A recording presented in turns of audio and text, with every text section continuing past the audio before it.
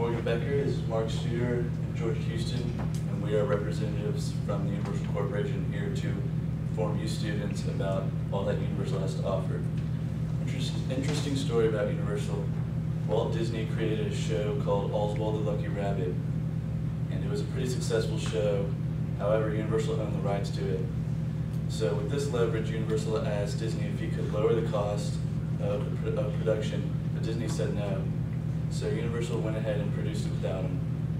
This influenced Disney to create Mickey Mouse, which opened the door for Walt Disney Studios. Now Georgia is going to introduce the various branches that we have. We're here today to inform you of the many offerings that Universal provides, since not a lot of people know of the various branches of the company. Mark is going to talk about the music aspect of the company, focusing on digital strategy and labels. Morgan is going to be discussing film and television, primarily studio success and production. And lastly, I'm going to be talking about the theme parks and attractions and the behind-the-scenes experience that we can offer you. Mark is going to start us off by talking about the music. Okay, so I'm going to break down a little bit on how Universal Music Corporation works, how it's broken down. Starting with the labels aspect. Universal has many labels, including Island Def Jam Records, Interscope, Motown, and Universal Republic Records. These are the larger labels, and these large labels can be broken down into smaller recording companies. Companies such as YMCMB, founded by Lil Wayne, and Brushfire Records, which was founded by Jack Johnson.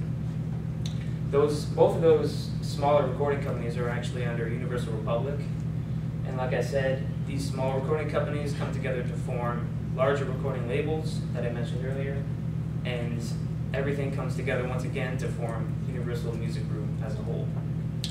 The next thing I'm going to discuss is the digital media strategies that Universal uses, starting with MySpace Music. A while back, Universal partnered with all of its competitors, which include Warner Brothers, Sony, and EMI music groups. They all came together to form MySpace Music, which is a website that is devoted to audio downloads, audio streaming, merchandise, as well as concert tickets. Basically anything that you would want involving music, it's on that website. And back when MySpace was really popular, this website succeeded. A new, more recent development that Universal actually partnered with Sony once again was they formed Vivo, which is a music video playing program with advertisements at the beginning of each video. And this company actually right now accounts for half of all the music videos available in the United States. So it's been very successful. And so that's kind of a brief overview of how Universal Music Corporation is broken down. I'm going to turn it over to Morgan, who's going to tell us about the film aspect of Universal. Universal Studios began in 1912 by a German Jew named Carl Lamy, and it is considered to be one of the largest and oldest studios in the world. Their first film was a silent western in 1914, and since then, over 3,400 films have been produced. And of those 3,400 films, over 100 have been nominated and given awards like Best Feature Film, Best Picture by the Academy Awards, and Golden Globes. Some of these films include Jaws, Avatar, E.T., and Back to the Future. And also Universal opened the door for talents such as Clint Eastwood, and Ben Stiller, Judd Apatow, and Steven Spielberg.